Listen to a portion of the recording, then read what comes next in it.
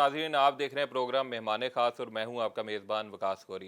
नाज़रीन, आज एक इंतहाई अहम शख्सियत हमारी मेहमान खास बनने जा रही हैं। इनका शुमार असातिज़ा में है और असातिज़ा जो हैं वो किसी भी कौम के हकीकी मामार होते हैं। हमारे साथ मौजूद हैं, एजुकेशनिस्ट हैं, इसके अलावा वो टीचर विंग मुस्लिम लीग नून के चीफ कोऑर्डिनेटर हैं और CM की जो एजुकेशन कमेटी है उसके मेंबर हैं। हमारे साथ मुज़म्मिल महमूद साहब मौजूद हैं, हम उनको खुशामदीद कहते हैं। मुज़म्मिल साहब, बताइएगा कि आप माशाल्लाह असातिज़ा में आपका शुमार है और असातिज़ा हम सब के लिए जो हैं वो रिस्पेक्टेबल हैं, लेकिन जो तालिब इल्म हैं और जो स्कूल हैं वो आज भी ज़बू हाली का शिकार हैं। आज भी हम देखते हैं कि बच्चे जो हैं वो बुनियादी जो तालीमी सहूलियात हैं उससे महरूम हैं।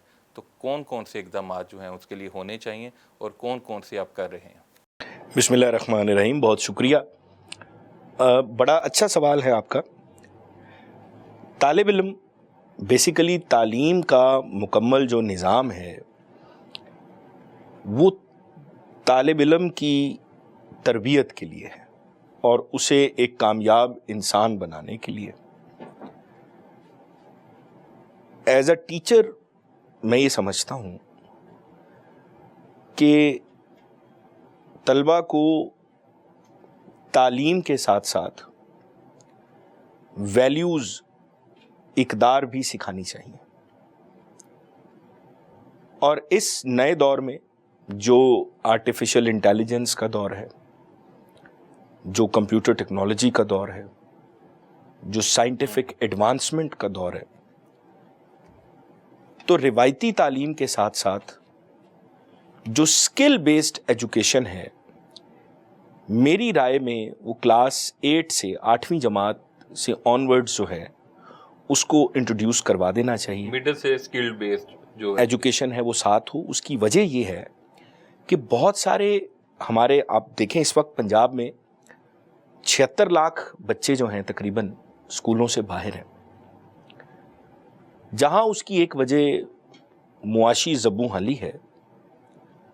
उसकी एक और बहुत बड़ी वजह ये भी है कि वालिदैन ख़ास तौर पे जो फाइनेंशियली बहुत स्टेबल नहीं है, वो ये समझते हैं कि बच्चा पढ़ के भी बेरोज़गारी रहेगा, क्योंकि आज पढ़े लिखे बेरोज़गार भी बहुत ज़्यादा हैं।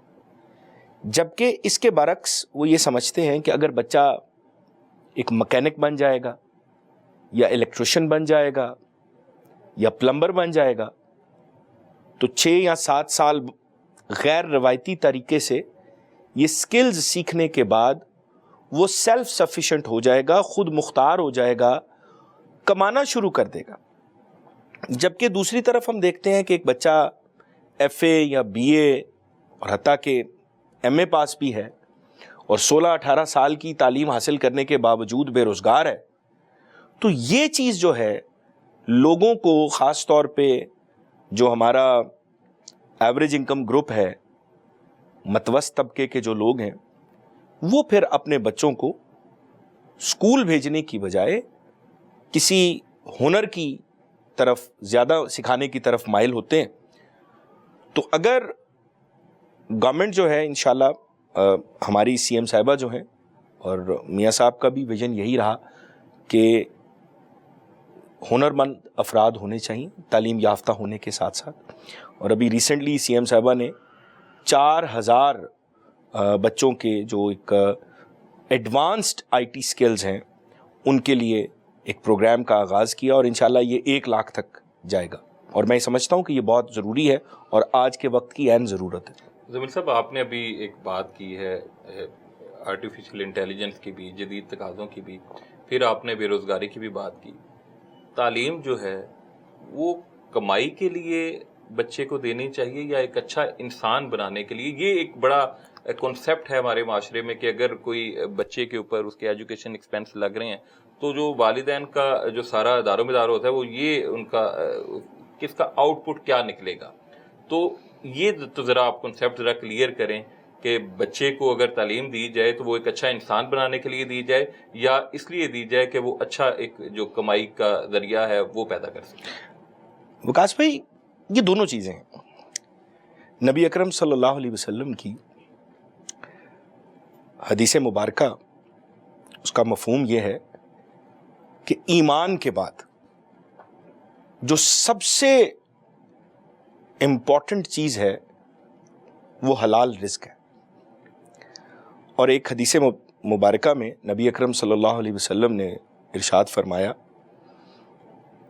کہ بہترین کھانا وہ ہے جو انسان خود کما کر کھائے. بے شک. اور ایک موقع پر فرمایا کہ جو محنت سے کمائے وہ اللہ کا دوست ہے، الکاسب حبیب اللہ.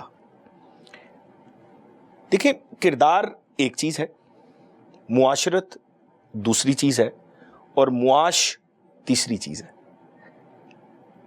تو ایک مسلمان کا اچھا انسان ہونا، سچ بولے، دوسروں کی عزت کرے، احترام کرے، جہاں دوسروں کو مدد کی ضرورت ہے ان کی مدد کرے، یہ بھی ضروری ہے. یہ بھی ضروری ہے کہ وہ اپنا مال غریبوں پہ، یتیموں پہ خرچ کرے.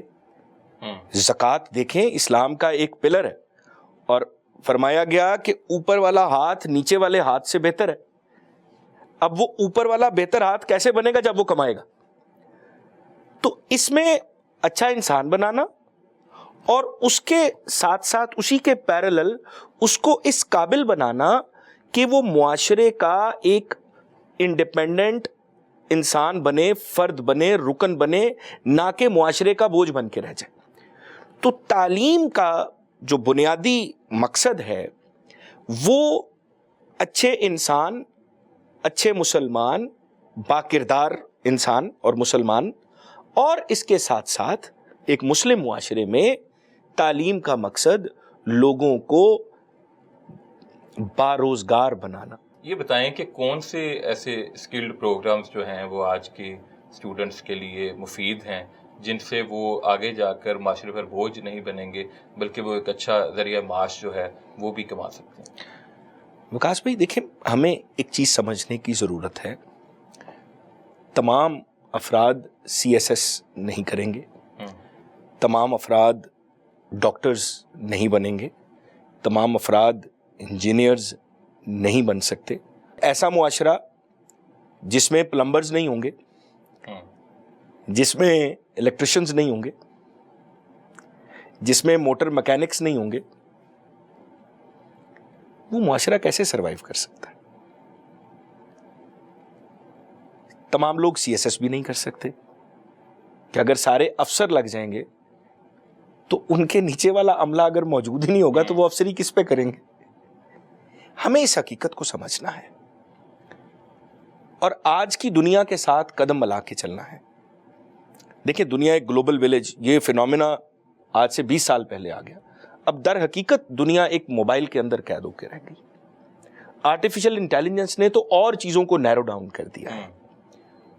آج کے وقت کا تقاضا یہ ہے کہ بچوں کو جو لیٹسٹ کمپیوٹر پروگرامز ہیں، ای کامرس ہے، آن لائن ارننگ ہے، ڈراپ شپنگ ہے، یہ چیزیں بھی سکھائی جائیں، اور اس کے ساتھ ساتھ جو روایتی فنون ہیں، جو روایتی ہنر ہیں، ان کی بھی تربیت ساتھ ساتھ دی جائے کہ وہ بچے ارلی ایج میں اس قابل ہو جائیں، اگر بالفرض وہ فیملی کو سپورٹ نہیں بھی کر رہے، ایٹ لیسٹ خود کو تو سپورٹ کرنے کے قابل ہو جائیں.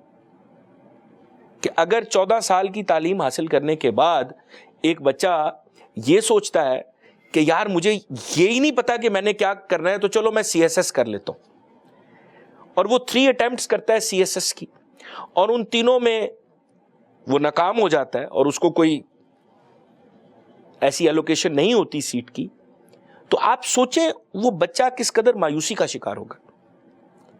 لیکن اگر اس بچے کو یہ پتا ہو کہ ٹھیک ہے سی ایس ایس ہو گیا تو بھی ٹھیک ہے، مگر اس کے پیرالل میرے پاس اتنے سکلز ہیں کہ میں ایک کامیاب انسان کے طور پہ اپنی زندگی گزار سکتا ہوں، تو یقین کیجئے کہ یہ معاشرہ بہت بہتر معاشرہ بن سکتا ہے، اور یہ معاشرہ ایک خود مختار معاشرہ بن سکتا ہے.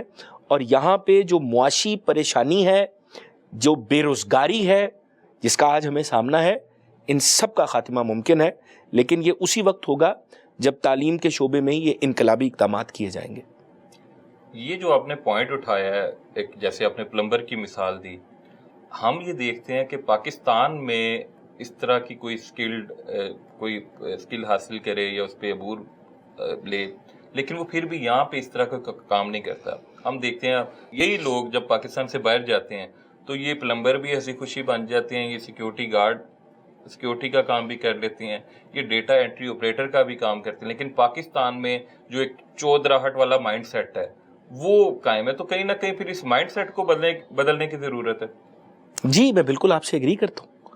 دیکھیں جب تک ہم پازیٹیولی سوچیں گے نہیں اور ہمارا مائنڈ سیٹ اور ڈائریکشن ٹھیک نہیں ہوگی تب تک ہم کسی جگہ پہ بھی نہیں پہنچ سکتے. منزل پہ پہنچنے کے لیے سب سے پہلے منزل کا تعین کرنا ضروری ہے اور سب سے پہلے مزدور بن کے، جس کو ہم کہتے ہیں فرام اے اسکریچ، زیرو سے سٹارٹ کریں. پھر آپ درجہ بدرجہ جو ہے وہ کامیابی کی منزل کو یقینی طور پہ حاصل کر سکتے ہیں. تو بالکل میں یہ سمجھتا ہوں کہ جب تک ٹھیک مائنڈ سیٹ نہیں ہوگا اس وقت تک مقاصد کا حصول جو ہے وہ ممکن نہیں. اچھا، ان سٹوڈنٹس کی بھی ذرا رہنمائی فرمائیں جو اپنی ڈگری کمپلیٹ کرنے کے بعد کوئی 70-80 لاکھ 1 کروڑ روپیہ وہ خرچ کرتے ہیں اور صرف یو کے کا یو ایس اے کا ویزا جو ہے وہ حاصل کرنے کی کوشش کرتے ہیں اور باہر جا کے پھر وہ وائٹ کالر جاب نہیں ملتی ان کو. یہاں پہ وہ کام کرنے سے بھی ہچکچاتے ہیں، یہاں پہ وہ بزنس کرنے سے بھی ہچکچاتے ہیں، لیکن پاکستان سے باہر جا کے اور کروڑ روپیہ لگا کے، میرا خیال ہے 1-2 کروڑ میں یا 50 لاکھ میں پاکستان میں بھی بڑے بزنس شروع ہو سکتے ہیں. تو ایسے اسٹوڈنٹس کی کاؤنسلنگ جو تعلیمی ادارے ہیں ان کی ذمہ داری نہیں ہے کہ وہ ان کی ایجوکیشن کے دوران ہی ان کی کاؤنسلنگ بھی کریں؟ بہت اچھا سوال ہے اور بلکہ اس سوال میں ایک بڑا زبردست سولوشن بھی ہے. دیکھیں دنیا کے تمام ترقی یافتہ ممالک میں ایک گائیڈنس اور کاؤنسلنگ کا پراپر ڈیسک اور ڈپارٹمنٹ ہوتا ہے جو بچوں کے ایپٹیٹیوڈ کو، ان کے رویوں کو، ان کے رجحانات کو دیکھتے ہوئے ان کو بتاتا ہے کہ کون سے کریئرز ان کے لیے موسٹ سوٹیبل ہیں. جب بچہ اس کریئر کے لیے ایفرٹ کرتا ہے اور اس فیلڈ میں جاتا ہے جس کے لیے وہ موزوں ہے تو وہ یقینی طور پہ کامیاب بھی ہوتا ہے اور بے روزگار بھی نہیں رہتا. ہمارے ہاں انفارچونیٹلی کیا ہے وکاس بھائی، آپ کو یاد ہوگا کہ ایک دور آیا آج سے کوئی 12-15 سال پہلے ACCA کا، اور جس سے پوچھیں آپ میٹرک کے بعد ACCA کر رہے ہیں، بالکل ایسی، اور اتنے زیادہ لوگ ACCA کرنے لگ گئے کہ اس کے بعد ACCA کے لیے روزگار تلاش کرنا مشکل ہو گیا. پہلے ایک CSS کا ایک دور ایسا بھی چلا، وہ تو خیر اب بھی ہزاروں لوگ اپیئر ہوتے، لیکن آپ دیکھیں وہ ACCA آؤٹ ڈیٹڈ ہو گیا. پھر یہ سوچے سمجھے بغیر کہ کیا مارکیٹ میں اس ڈگری جس کو ایک طالب علم کے لیے آپ نے پوچھا ہے، تو ایک طالب علم جو ہے جس نے اپنی گریجویشن کرنی ہے یا جس نے ماسٹرز کرنا ہے، اس کو میں یہ ایڈوائز کروں گا کہ پہلے وہ یہ دیکھے کہ مارکیٹ میں جابز کہاں پہ چاہیے، اس فیلڈ کو پرسیو کرے، اس فیلڈ کی ڈگری کو فالو کرے تو یقینی طور پہ اس کو جاب بھی مل جائے گی. لیکن اگر بھیڑ چال کا شکار ہوئے کہ سارے کام کریں میں نے بھی اسی لائن میں لگ جانا ہے، تو جب تک تو پھر جب تک بھائی آپ کی باری آنی ہے وہ جابز ختم ہو چکی ہوں گی، تو آپ کو پھر سے زیرو سے سٹارٹ کرنا پڑے گا. میں ایسے دوستوں کو بھی ہمارے ساتھ گورنمنٹ کالج یونیورسٹی میں تھے کہ جنہوں نے پہلے ایک سبجیکٹ میں ماسٹرز کیا، مارکیٹ میں گئے پتہ چلا مائنڈ چینج ہو گیا، یار نہیں اس کا اب تو اتنا یہ لوکریٹو نہیں ہے، تو انہوں نے دوسرے سبجیکٹ کو کیا. اب جتنی دیر میں وہ کر رہے تھے تو جس سیکنڈ سبجیکٹ کو پرسیو کر رہے تھے اس کا ٹائم آؤٹ ہو گیا. ایونچولی وہ بیچارے نہ ادھر کے رہے نہ ادھر کے رہے. تو ایک لیسن یہ بھی ہے کہ جس فیلڈ میں آپ اپنی ڈگری کمپلیٹ کریں پھر اسی کو پرسیو کریں. ڈونٹ ہوپ اراؤنڈ، ایک جگہ سے دوسری جگہ جمپ نہ کرتے رہیں. کریئر چینج کرتے رہیں گے تو کچھ بھی نہیں بنیں گے. ایک اور چیز جو میں بھی دیکھتا ہوں، آپ بھی دیکھتے ہوں گے، چھوٹے بچے کتابوں سے بھرا بیگ 10-10 20-20 کلو ان کا وزن بن جاتا ہے. پتہ نہیں وہ سیکھتے کہ ہم سے تیسری چوتھی پانچویں کب ہمیں یہ موقع ملے گا کہ ہم خود، میرے بچے بھی میں دیکھتا ہوں جب وہ صبح اسکول، ان کو میں دیکھتا ہوں کہ وہ اتنا بھاری بیگ کیسے اٹھا کے جاتے ہیں.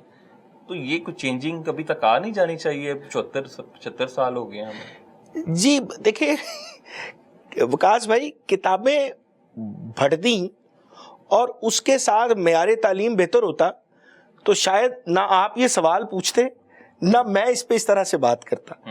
لیکن المیہ یہ ہے، کتابوں کی تعداد بڑھتی جا رہی ہے، معیار تعلیم کم ہوتا جا رہا ہے.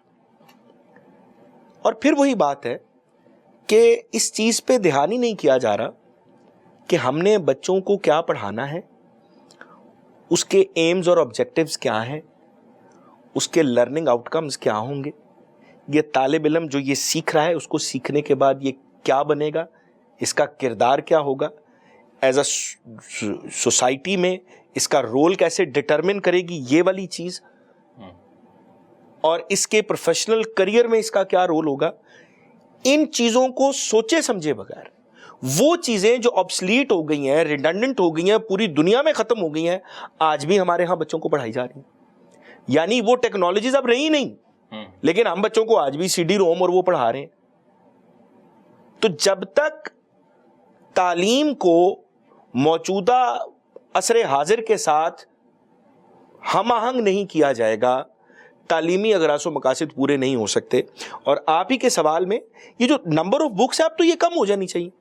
یہ تو سارا ایک ٹیب میں آ سکتا ہے. نہیں ہوئی نا، یہ نہیں ہوئی، اب تو یہ ایک ٹیب میں آ سکتا ہے. بھائی ایک کاپی کے آپ ڈفرینٹ پورشنز کر کے بھی بچوں کو ہوم ورک کروا سکتے ہیں. آپ نے ہر سبجیکٹ کی ایک علیحدہ اتنی موٹی کاپی اور 8 کاپیز ہیں.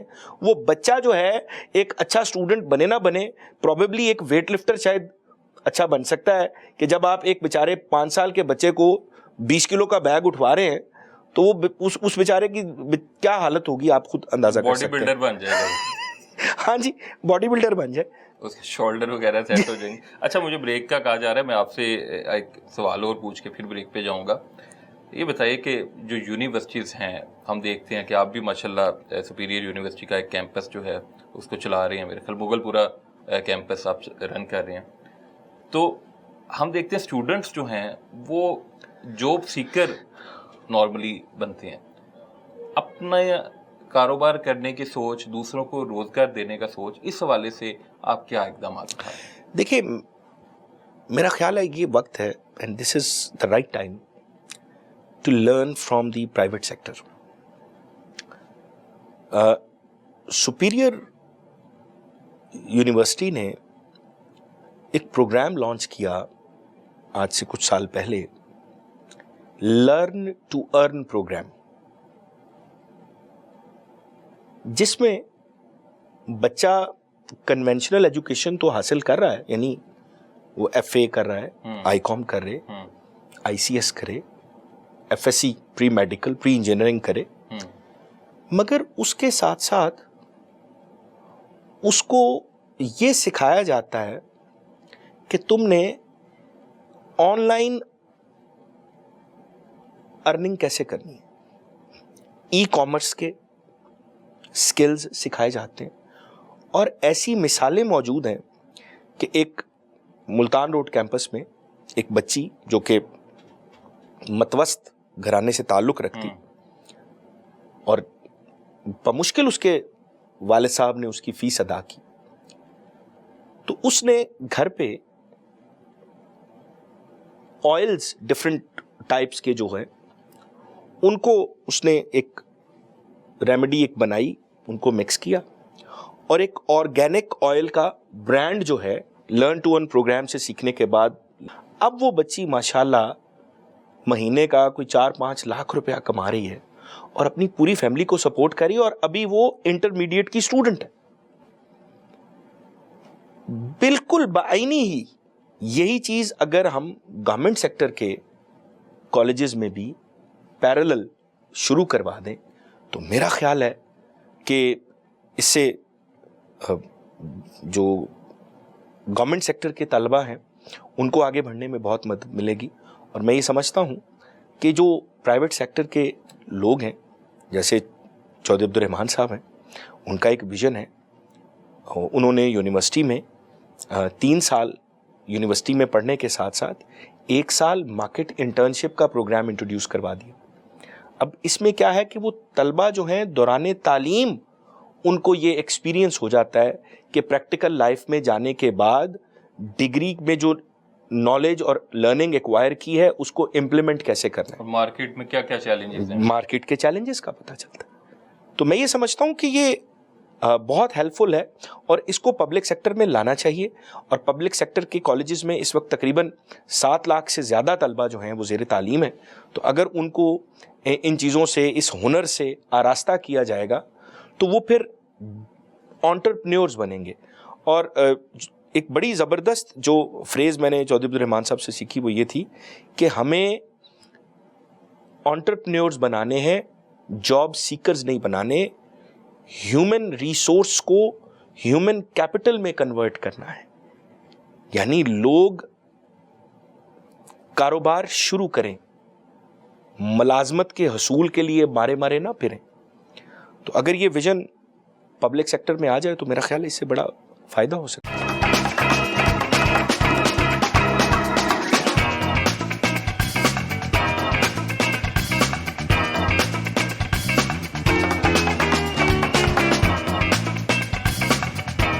مزمل محمود صاحب، آپ سے پروفیشنل باتیں تو ہم نے کافی کی ہیں، میں تھوڑا سا پرسنل جو ہے آپ سے ایک پروفائل سوال بھی کرنا چاہوں گا جی ضرور۔ کہ آپ نے بطور ٹیچر جو ہے اپنے کریئر کا آغاز کیا اور پھر اللہ تعالیٰ نے آپ کو ایک کے بعد ایک جو ہے وہ ترقی دی، کامیابی سے نوازا، تو اس کے پیچھے راز کیا؟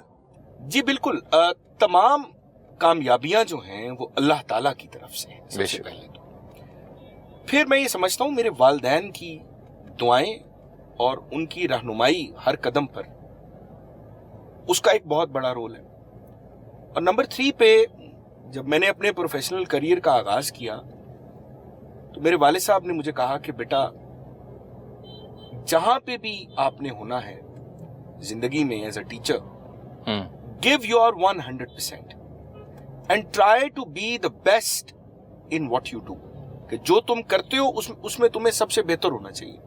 تو میں نے الحمدللہ جب اپنے کریئر کا آغاز کیا تو ڈے 1 سے ٹارگٹ یہ تھا کہ میں نے اپنا 100% دینا ہے، تو باقی نتیجہ پھر اللہ تعالیٰ کے پاس ہے، اور الحمدللہ اللہ تعالیٰ نے ہر قدم پر بڑی مدد کی۔ اچھا، آپ نے جب سٹارٹ کیا تو ایک ہمارے معاشرے میں یہ سمجھا جاتا ہے کہ جو ایک شعبہ تدریس میں کی طرف جو لوگ آ رہے ہیں وہ کہتے نہیں آئے تھے بس اب ان گزارا ہی یہ تھا، ٹھیک ہے، اس کو اتنا وہ فائنینشلی طور پہ اتنا کامیاب نہیں سمجھا جاتا، لیکن آپ ماشاءاللہ جو ہے ایک جو ہے اگر گھر گاڑی اللہ تعالیٰ نے آپ کو دنیاوی نعمتوں سے بھی نوازا ہے، تو اس کے پیچھے کیا فارمولہ ہے؟ مطلب ایک ٹیچنگ لائن میں آنے والا جو بندہ ہے وہ اتنی کامیابیاں بھی سمیٹ سکتا ہے؟ اگین میں اسی پوائنٹ پہ ایمفیسائز کروں گا، رزق کا معاملہ تو اللہ تعالیٰ کے پاس ہے، اور ہر انسان جو اس دنیا میں آتا ہے اس کا رزق کا تعین تو اللہ تعالیٰ نے کر دیا۔ تو کوئی بھی، آپ ایک ٹیچر ہیں، آپ گورنمنٹ سیکٹر میں پڑھا رہے ہیں، آپ پرائیویٹ سیکٹر میں پڑھا رہے ہیں، آپ نے اپنا 100% دینا، تو پھر اللہ تعالیٰ کی طرف سے دنیاوی جو معاملات ہیں، مالی جو معاملات ہیں، ان میں اللہ تعالیٰ پھر آسانیاں پیدا فرما دیتے ہیں۔ لیکن میں یہ سمجھتا ہوں کہ فوکس اگر آپ کا پیسہ کمانے پہ ہوگا تو آپ کبھی اچھے استاد نہیں بن سکتے۔ فوکس اپنے پروفیشن کی طرف ہونا چاہیے، ڈیڈیکیشن اس کی طرف ہونی چاہیے، تو پیسہ ایک سیکنڈری چیز ہے، وہ آپ کو فالو کرتا ہے۔ جب آپ ان کامیابیوں کا سفر آپ نے طے نہیں کیا تھا، جب ایک مشکل دور تھا یا ایک اسٹرگلنگ دور تھا، اگر اس دور کا کوئی واقعہ آپ ہمارے ناظرین کے ساتھ شیئر کرنا چاہیں، وہ کیسا دور تھا، کیسے آپ نے اسٹرگل اسٹارٹ کی، کام کیسے شروع کیا، اور پھر وہ جو وقت ہے اس کی کیا یاد آتی ہے آپ کو؟ میں ٹیچر جب میں نے بننے کا فیصلہ کیا تو یقینی طور پہ اس وقت تو میرے پاس بائک بھی نہیں تھی، بائیسیکل بھی نہیں تھی، تو میں اندرون شہر سے موڑ سمن آباد جاتا تھا اور پیدل جانا ہوتا تھا، وین کا بھی کرایہ جو ہے بڑی مشکل سے ہوتا تھا۔ اور مجھے یاد ہے کہ پہلی جو میں نے ٹیچنگ جب سٹارٹ کی تو میری جو سیلری اپوائنٹ ہوئی، ایک پرائیویٹ اکیڈمی تھی، ادارہ تھا، تو وہاں پہ انہوں نے مجھے 500 روپے مہینے پہ رکھا۔ لیکن وکاس بھائی میں نے اس 500 روپے کی سیلری کو انکار نہیں کیا, اور میں نے یہ سوچا کہ یار کہیں سے تو زندگی کا آغاز کرنا ہے. تو الحمدللہ میں نے اس 500 روپے کو اللہ کا شکر ادا کر کے قبول کیا, اور یقینی طور پہ وہ مشکل وقت تھا, لیکن اللہ تعالیٰ نے اس کو کمپنسیٹ کیا پھر لیٹر سٹیجز پہ الحمدللہ. اچھا, ہمارے معاشرے میں یہ ہوتا ہے کہ جب کوئی بھی انسان اسٹرگل کر رہا ہوتا ہے تو اس وقت یہ معاشرہ جو ہے اس سے ایک ڈفرینٹ جو ہے سلوک کرتا ہے, لیکن وہی انسان جب بعد میں کامیاب ہو جاتا ہے یا مشہور ہو جاتا ہے اس وقت اس کو ایک دوسرے طریقے کے ساتھ ڈیل کیا جاتا ہے, بڑے رسپیکٹیبل طریقے کے ساتھ اس کو جو ہے وہ ٹریٹ کیا جاتا ہے. ایسا رویہ بھی آپ کو دیکھنے کو ملا؟ اسٹوڈنٹ ایج میں یہ سمجھتا ہوں, جب میں طالب علم تھا اور ایک مشکل وقت تھا, تو اس وقت کچھ لوگوں کی طرف سے ان رویوں کا سامنا کرنا پڑا, لیکن الحمدللہ ہم نے اس کو بھی اپنی طاقت بنایا اور اللہ تعالیٰ کے کرم سے کبھی نا امید نہیں ہوئے, تو آگے بڑھتے رہنے کا سوچا. تو الحمدللہ وہ وقت گزر گیا. دوست بہرحال دوست ہوتے, اس وقت کے دوست آج بھی دوست ہیں, اور وہ آپ کے کبھی بھی سوشل سٹیٹس کو نہیں دیکھتے, وہ دولت کو نہیں دیکھتے. پرخلوص دوست جو ہوتے ہیں وہ صرف آپ کو دیکھتے ہیں اور آپ کی پرسنالٹی کے ساتھ چلتے ہیں. اب مزید آپ کا آگے کیا کرنے کا ارادہ ہے؟ میں یہ سمجھتا ہوں کہ تعلیم کے شعبے میں آلدو کہ میں پرائیویٹ سیکٹر میں زیادہ کام کیا ہے, لیکن پبلک سیکٹر, کیونکہ میں خود ایک سرکاری اسکول سے پڑھا ہوں, سرکاری اداروں سے پڑھا ہوں, تو میں یہ سمجھتا ہوں کہ میں آج جو اللہ تعالیٰ نے مجھے جس مقام پہ پہنچایا ہے اور وزیر اعلیٰ صاحبہ کی ٹیم کا حصہ ہوں, اس سلسلے میں یہ سمجھتا ہوں کہ سرکاری اسکولوں کی حالت زار کو بہتر کیا جائے, اور اس میں خاص طور پہ بالخصوص سپیریئر گروپ کے ساتھ جو چودھری عبدالرحمان صاحب کی ویژنری لیڈرشپ ہے, ان کی گائیڈ لائنز میں آگے چلتے ہوئے انشاءاللہ پبلک سیکٹر کو بھی بہتر کریں. اور وزیر اعلیٰ کا یہ ویژن ہے, اور ہمارے جو ایجوکیشن منسٹر رانا سکندر حیات صاحب ہیں, ان کا بھی یہ ویژن ہے کہ ہم نے پبلک سیکٹر کو بہتر کرنا ہے. تو انشاءاللہ میں 100% اسی ایفرٹ جو میں نے اپنے کریئر میں کی ہے, اب میں یہ ایفرٹ کروں گا انشاءاللہ پبلک سیکٹر کو بہتر کرنے کی. خوشی کا لمحہ جو آپ کو آج بھی یاد ہو کہ وہ میری زندگی کا ایک بڑا ہی پرمسرت وقت تھا, دن تھا, جو آج بھی آپ کو یاد ہو؟ میرے لیے شاید وہ دن بڑا امپورٹنٹ ہے کہ پہلی سیلری ملی مجھے اور میں نے لا کے امی جان کو دی. 500 روپے؟ ہاں جی, تو وہ میں نے امی جان کو دی, اور الحمدللہ وہ بڑی خوش تھیں, اور انہوں نے میری ہر قدم پہ بڑی حوصلہ افزائی کی. اور میرے والد صاحب بھی مجھے کہتے تھے کہ بیٹا مایوس نہیں ہونا اللہ کی رحمت سے, اور یہ جو تم کر رہے ہو انشاءاللہ کسی نہ کسی وقت میں جا کے اللہ تعالیٰ تمہیں اس کا صلہ دیں گے. تو میں سمجھتا ہوں کہ میرے والدین کی وہ جو حوصلہ افزائی تھی, اور میری بہنوں نے جو میرا اس وقت ساتھ دیا, اور پھر لائف میں لیٹر سٹیج پہ جو میری فیملی نے, میری مسز نے ساتھ دیا, تو اوبیسلی انسان کسی بھی مشکل حالات میں اس وقت نکل سکتا ہے جب فیملی اس کو سپورٹ کر رہی ہو. تو میں یہ سمجھتا ہوں میں بڑا خوش قسمت ہوں کہ میری فیملی نے مجھے بڑا سپورٹ کیا. مزمل صاحب بتائیے گا, پروفیشنل کیریئر میں جب آپ نے قدم رکھا تو کیا آپ کو مشکلات درپیش آئیں, اور کچھ لوگ جو تھے وہ مددگار بھی رہے, یا کچھ ایسے تھے جو آپ کے راستے میں رکاوٹ بھی ڈالتے رہے؟ رکاوٹوں والوں کو یاد نہیں رکھنا چاہیے وکاس بھائی. ہاں, جن لوگوں نے مدد کی میں یہ سمجھتا ہوں اس میں سر فہرست جو ہے مسز مریم عمران. ایک اسکول میں میں پڑھاتا تھا, پرائیویٹ اسکول میں جب میں نے پڑھانا شروع کیا, تو انہوں نے میری بڑی مدد کی, مینٹرنگ کی, مجھے گائیڈ کیا کہ کریکولم, سلیبس اور بچوں کو کیسے کلاس روم کو کیسے افیکٹو بنایا جا سکتا ہے, ریزلٹ اورینٹڈ کیسے کیا جا سکتا ہے. پھر اس کے بعد لیٹر سٹیج پہ چودھری عبدالرحمان صاحب کا ذکر کرنا چاہوں گا. جب میں نے سپیریئر گروپ کے ساتھ کام کیا تو اس میں مجھے ویژن کا پتہ چلا کہ ایک ویژنری لیڈر کیا ہے اور ایجوکیشنل لیڈرشپ کیا ہے. اس کے ساتھ ساتھ مس عائشہ عامر کا بڑا رول رہا. انہوں نے میری بڑی حوصلہ افزائی کی. بڑے مشکل وقت میں جب ٹیچنگ میں تھا تو she was there to support me and she always told me کہ you can do it. and الحمدللہ آج بھی इन लोगों से मैं रहनुमाई भी लेता हूँ और मैं ये समझता हूँ कि मेरी कामयाबी में इन लोगों का बड़ा किरदार है और मेरी प्रोफेशनल डेवलपमेंट में इन लोगों का बहुत किरदार है। लाइफ में कुछ शॉर्टकट होता है या स्टूडेंट्स को क्या कहेंगे कि मेहनत के एक प्रोसीजर है, एक टाइम लगता है, कि शॉर्टकट भी होता है? मैं स्टूडेंट्स को भी और जो लोग टीचर बनना चाहते हैं ज़रूर बने, लेकिन मैं ये बताना चाहूँगा कि लाइफ में शॉर्टकट नहीं है। मुझे 24 साल लगे अल्हम्दुलिल्लाह, आज अल्लाह ताला ने जो नाम और मुकाम दिया उस तक पहुंचने में। तो मेहनत कीजिए और सक्सेस एक टाइम पीरियड है, एक सर्टेन अमाउंट ऑफ एफर्ट है जो रिक्वायर्ड होती है। जब तक वो नहीं करेंगे कामयाबी नहीं मिलेगी। शॉर्टकट कहीं नहीं लेके जाते।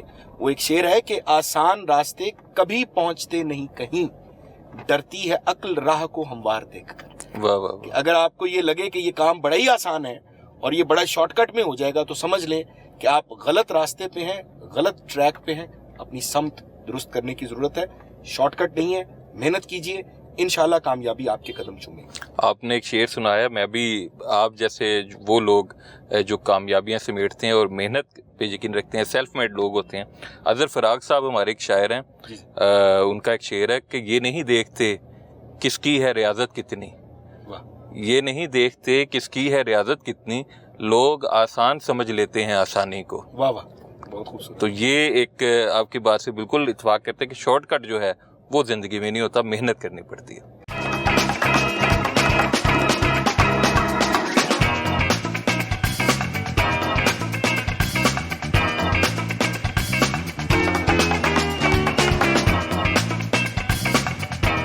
मिल साहब, गुफ्तगू का सिलसिला जो है वो जारी रखते हैं। आपने माशाल्लाह मुझे असातिज़ा में ला के बिठाया, मेरे लिए बड़े फ़ख्र की बात है कि मैं असातिज़ा के साथ बैठा हूँ। इनका तो अदब एहतराम पूरी कौम को करना चाहिए। सवालात का सिलसिला शुरू करते हैं। 13,000 स्कूल्स जो हैं उनकी रीऑर्गेनाइजेशन कर रहे हैं, तो स्कूलों को वाकई रीऑर्गेनाइज किया जा रहा है या कहीं बेचा जा रहा है जैसे जो इल्ज़ाम लगता है? बहुत शुक्रिया। स्कूल्स को रीऑर्गेनाइज ही किया जा रहा है। ये वो स्कूल्स हैं जिनमें प्राइमरीली या तो असातिज़ा है ही नहीं या एक उस्ताद है। अब वो एक मोहतरम उस्ताद मल्टीपल रोल्स उसको करना पड़ रहे हैं, यानी वो उसका चौकीदार भी, वो एक वक्त में 5 क्लासेस को पढ़ाना पॉसिबल भी नहीं है। डिफरेंट ग्रेड्स को, क्लास 1, 2, 3, 4 के डिफरेंट स्टूडेंट्स हैं। तो अब ऐसे स्कूलों को, या जिनमें 2 उस्ताद हैं और बच्चे हैं या बच्चे हैं ही नहीं, उनको पढ़े लिखे नौजवानों को जिनकी तालीमी काबिलियत जो है वो बीएड और एमएड है, और आपको ये फैक्ट भी पता है कि पिछले 6 साल में कोई एक टीचर भी हायर नहीं किया गया। अब जिन बच्चों ने बीएड या एमएड किया, बुनियादी तौर पे वो तो उस्ताद बनना चाहते थे और उनकी ट्रेनिंग भी उसी हवाले से है। तो ऐसे नौजवानों को जो आज बेरोजगार हैं, उनको एक मौका मिल रहा है कि वो अपना स्कूल चलाएं। और इस ज़िमन में बेचना तो ये होता, और बेचने की तारीफ तो ये है कि उनसे उसके बदले में कोई पैसे डिमांड किए जाते। कोई पैसे नहीं डिमांड किए जाते, कोई पैसे नहीं ले रहे। और दूसरी बात, प्राइवेटाइजेशन का मतलब ये है कि वो स्कूल उन बच्चों से जिनको पढ़ाना है उनसे फीस लेता, लेकिन बात ये है कि उन बच्चों से कोई फीस नहीं लेंगे। मैं फिर दोबारा पूछ रहा हूँ, कैमरे में रिकॉर्ड हो रहा है, पैसे नहीं ले रहे आप, स्कूल हैंड ओवर कर देंगे? स्कूल हैंड ओवर करेंगे। बच्चे जो वहां पढ़ने आएंगे उनसे कोई फीस नहीं ली जाएगी, बच्चे भी फ्री पढ़ेंगे। गवर्नमेंट हर स्टूडेंट के अगेंस्ट उन बच्चों को जो स्कूल चला रहे हैं, नौजवान हैं और टीचर हैं, उनको गवर्नमेंट पे करेगी। ये स्कूल अनकंडीशनली हैंड ओवर नहीं किए जा रहे। इन स्कूलों में तालीम के मयार को मुकम्मल तौर पे मेंटेन करना होगा। जो हाईएस्ट एजुकेशनल स्टैंडर्ड्स हैं वो अचीव करके दिखाने होंगे। अगर कोई इंडिविजुअल اس معیار کو قائم نہیں رکھ سکے گا تو گورنمنٹ کے پاس یہ رائٹ ہے کہ ان سے ہم وہ اسکول واپس لے لیں گے. بالکل ٹھیک ہے. لاہور میں اگر لاہور کی بات کی جائے کتنے اسکول ہیں اور اس کا لاہوریوں کے لیے جو اساتذہ سن رہے ہیں یا جو ایسے نوجوان جن کے پاس ڈگری بھی ہے, مطلوبہ ڈگری بھی ہے, لیکن وہ آپ کو پتہ ہے بھرتی نہیں ہو سکے بدقسمتی سے, جیسے آپ نے بتایا کہ 6 سال سے بھرتیاں نہیں ہو رہی, حکومتیں بے شک 6 سال میں ہم 6 بدل لیں, ٹیچر نہیں بھرتی کرتے, تو لاہور میں کتنے اسکول ہیں اور اس کی کیا پروسیجر ہے؟ لاہور میں اس وقت 100 سے زائد اسکول ایسے ہیں جن میں یا تو ٹیچر نہیں ہیں, یا ایک ٹیچر ہیں, یا 2 ٹیچرز ہیں, اور ان کے لیے بھی ایک بڑا اوپن پروسیس ہے, آن لائن اپلائی کرنا ہے, کوئی نیپوٹزم نہیں ہے, رشتہ داروں میں دوستوں میں بانٹنے والی بات نہیں ہے, آن لائن اپلائی ہوگا. اس میں وہ اپنی کوالیفیکیشن مینشن کریں گے, جو جس ضلع کا, جس تحصیل کا, جس گاؤں کا رہنے والا ہوگا اس کو پہلی پریفرنس ملے گی, جس کے پاس ریلیونٹ ڈگری کا ایکسپیرینس ہوگا ان کو فرسٹ پریفرنس ملے گی. تو وہ جس جگہ کے رہنے والے لوگ ہیں they will be preferred first. And again جیسے کہا ہے کہ ہر ایک کا ایک میرٹ کرائٹیریا ہے, جو اس میرٹ کرائٹیریا پہ پورا اتر رہا ہے انہی کو ملے گا. اس میں کسی قسم کی پولیٹیکل ایفیلیشن یا کنشپ ریلیشن شپ, جس کو نیپوٹزم کہتے ہیں, رشتہ داریوں کی بنیادوں پہ, ایسا نہیں ہوگا.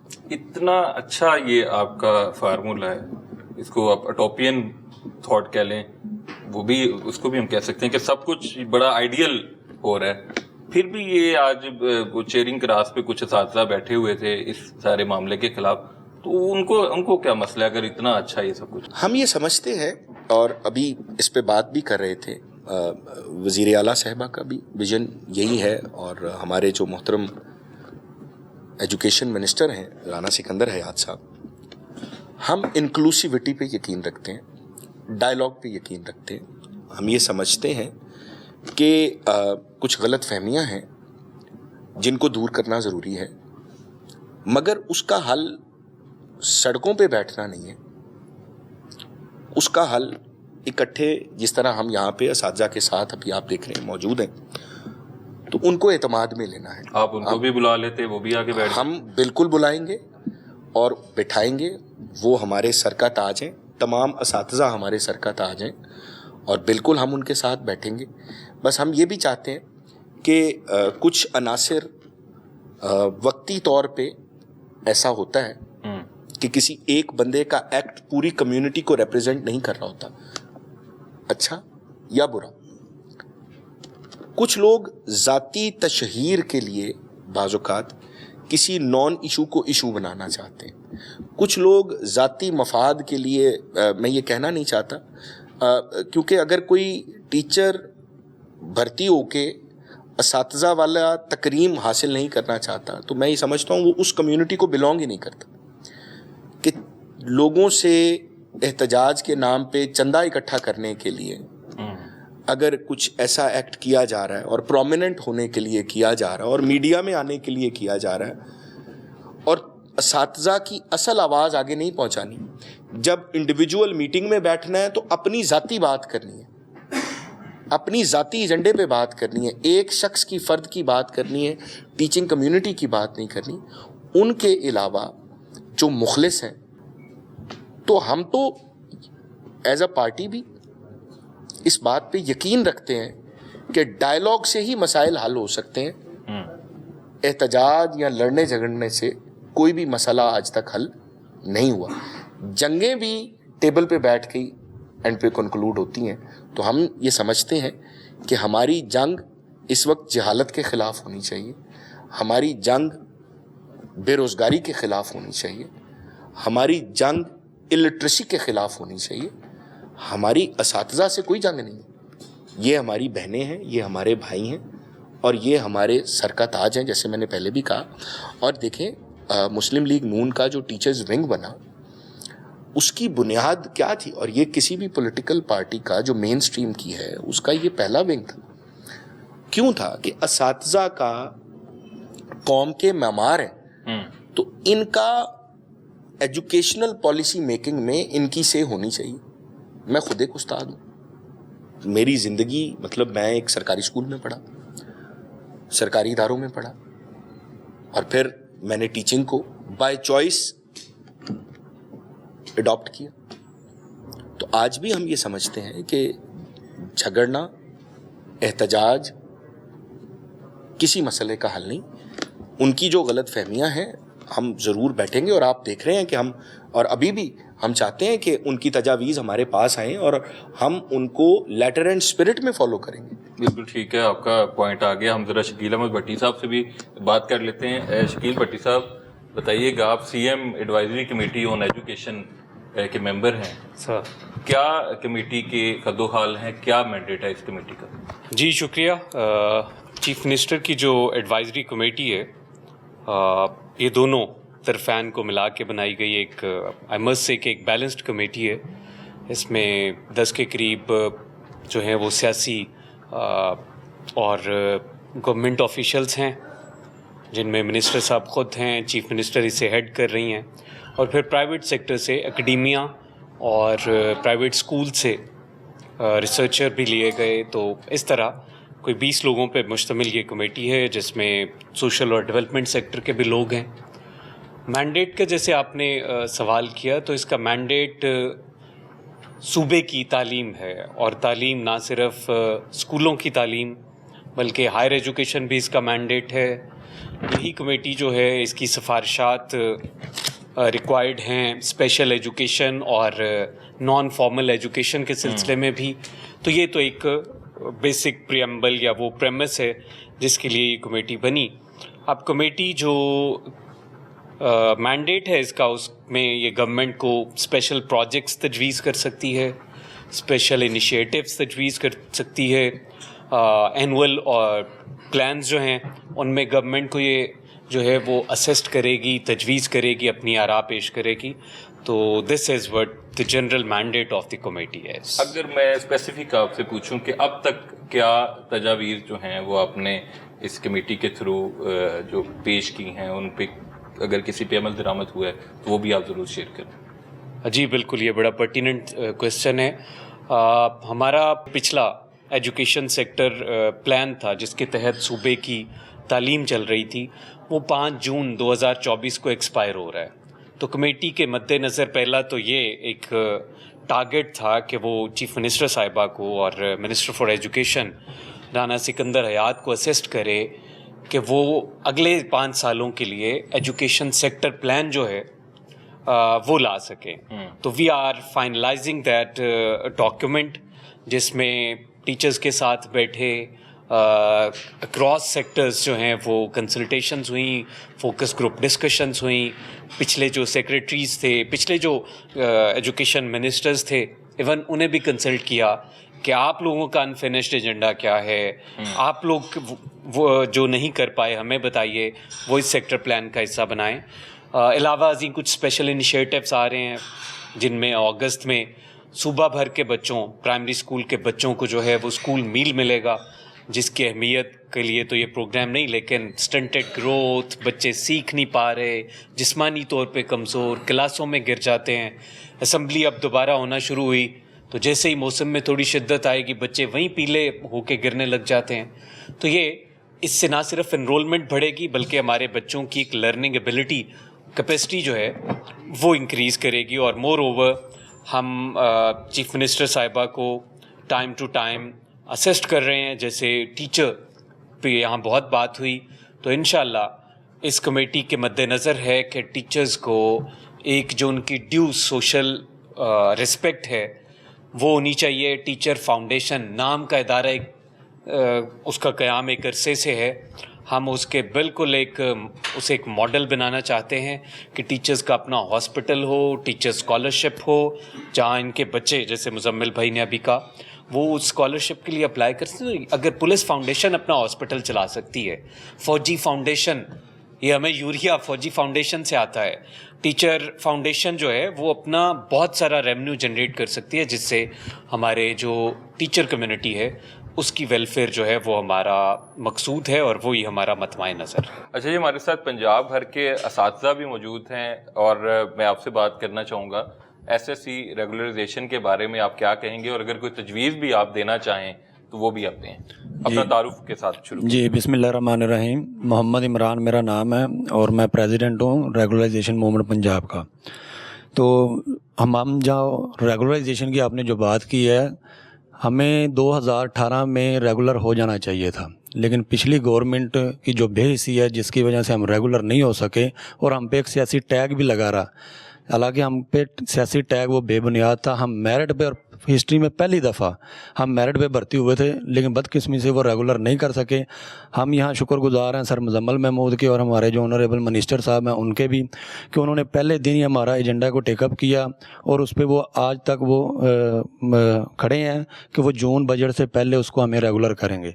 तो इंशाल्लाह हम पूरा उम्मीद है कि हम रेगुलर होंगे। दूसरा जो सियासी तजावीज़ की जो आपने बात की है, तो शकील भट्टी साहब ने जो एक बात की थी कि 5 साल जो पिछली गवर्नमेंट का प्लान था वो जून को ख़त्म हो रहा है। तो मैं यहाँ एक तजावीज़ देना चाहूँगा कि जब भी कोई एजुकेशन पॉलिसी कोई आप बनाने जा रहे हैं तो खुदारा तमाम पॉलिटिकल पार्टी को इसमें ऑन बोर्ड ज़रूर करें। कल को अल्लाह ना करे किसी और की गवर्नमेंट आ जाती है तो एजुकेशन स्टिल वहीं रहे, उसमें पॉलिसी में कोई चेंजिंग ना आए। इसको लॉन्ग टर्म करें, इसको 5 साल पे ना लेके जाएं, इसको लॉन्ग टर्म पे लाजमी लेके जाएं ताकि वो बच्चा डिस्टर्ब ना हो। एक गवर्नमेंट आई है, उसने अपनी पॉलिसी लेके आई है, दूसरी आ रही है वो अपनी पॉलिसी लेके आ रही है, उसमें वो डिस्टर्ब हो जाता है। तो मेरी एक तजावीज़ है कि जब भी कोई पॉलिसी बन रही है तो आपस में जो सियासी पॉलिटिकल है, और दूसरी पार्टी को भी मैं ये कहूँगा कि हुकूमत वफद या जो गवर्नमेंट में मौजूद हो कि उनको एजुकेशन पे कोई उसमें सियासत ना की जाए, एजुकेशन को टॉप प्रायोरिटी पर रखा जाए। बड़ा अच्छा पॉइंट इनका आया है, मैं इसको अप्रिशिएट करना चाहूँगा कि हुकूमत किसी की भी हो, कोई आए कोई जाए, लेकिन जो एजुकेशन पॉलिसी है उसको कंटिन्यू रखा जाए, उसमें तब्दीली ना की जाए, क्योंकि उससे ना सिर्फ असातिज़ा का नुकसान होता है बल्कि बच्चे का भी जो है उसका भी नुकसान होता है। अजी हमारे साथ ख़वातीन असातिज़ा भी मौजूद हैं, उनसे पूछते हैं। आप बताइए ख़वातीन के मसाइल अगर कोई हैं, अब वैसे तो सारी अच्छी अच्छी बातें हुई हैं, तो उस बारे में बताइएगा। कोई तजवीज़ है तो ये मेहमान ख़ास जो है आपका अपना प्रोग्राम है, इस बारे में बताइए। जी, ख़वातीन असातिज़ा के लिए सबसे पहले जो हमारे मिनिस्टर ऑफ एजुकेशन है इनको मैं मतलब इनका एक बहुत ही एक अच्छा इक़दाम है कि ये आवाम की राय लेते हैं और सोशल मीडिया पे काफ़ी एक्टिव रहते हैं। तो उस पर उन्होंने बाकायदा हमसे तजावीज़ ली थी और उसमें हमने डे केयर सेंटर्स और साथ साथ जो हमारी ट्रांसफ़र पॉलिसी की डिमांड की गई थी, तो वो उसको देखें प्लीज़। और साथ साथ एक अच्छी बात ये भी है कि फ़ीमेल्स के लिए डे केयर सेंटर्स जो हैं वो कायम किए जाएं। जी, फीमेल के लिए डे केयर सेंटर्स कायम होना बड़ा ज़रूरी है। और कोई हमारे असातिज़ा में से कोई बात करना चाहे? मुज़म्मिल साहब, सारे असातिज़ा से हमने उनकी तजावीज़ भी ली, कुछ सवाल भी उन्होंने पूछे हैं। तो एक जो मुझे समझ आया वो ये है कि एक तो रिक्रूटमेंट जो है उसका इशू, और दूसरा यकसा निसाब का एक बड़ा अहम सवाल है। तो ये हमारे पास टाइम भी शॉर्ट है, तो ज़रा आप बताएं, फिर इसके बाद हमने आपसे इजाज़त लेनी है कि इन दो मामलात पर आप क्या करने जा रहे हैं। जी बिल्कुल, गवर्नमेंट का जो इस वक्त आगे स्टेप फॉरवर्ड है वो यही है कि नंबर 1 स्कूल्स में जो मिसिंग फैसिलिटीज़ हैं उनको पूरा किया जाए, और उसमें डेफिनेटली टॉप प्रायोरिटी पे न्यू हायरिंग है कि जहाँ पे असातिज़ा की कमी है उस कमी को पूरा किया जाएगा। और इसके साथ साथ ये इंश्योर किया जाएगा कि जो तालिब इल्म स्कूलों में आ रहे हैं उनको क्वालिटी एजुकेशन फराहम की जाए, वैसी ही तालीम जैसे राना सिकंदर साहब कहते हैं जो हमारे वज़ीर तालीम हैं कि वो तालीम के सिपाही हैं, और हमारे सरकारी स्कूलों का मॉडल इंशाल्लाह अगले 5 साल में ऐसा होगा कि लोग प्राइवेट स्कूल से बच्चों को उठा के सरकारी स्कूलों में लेके आए। इंशाल्लाह जी, हमारी दुआ है कि अल्लाह ताला आपका ही ख्वाब जो है वो पूरा करे, और हमारे स्कूलों का जो सरकारी स्कूलों का मॉडल है वो ऐसा बने कि जो निजी तालीमी इदारों में लाखों फ़ीसें दे के बच्चे पढ़ रहे हैं वो अपनी फ़ीसें छोड़ के अपने आप को सरकारी स्कूलों की तरफ वो शिफ्ट करें। बहुत शुक्रिया मुज़म्मिल साहब, आपने हमें वक्त दिया। इंशाल्लाह